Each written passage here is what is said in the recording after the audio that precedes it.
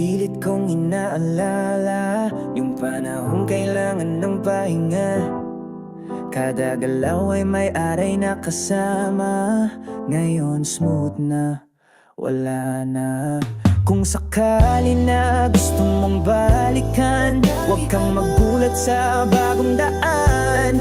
Di na kailangang gumamit ng padulas, basta't may rhythm ka na.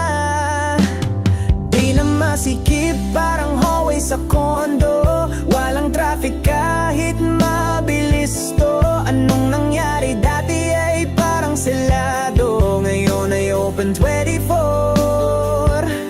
Ayoko na ng slow lang, baka mabigla.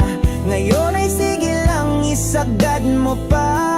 At kahit anong hugis ng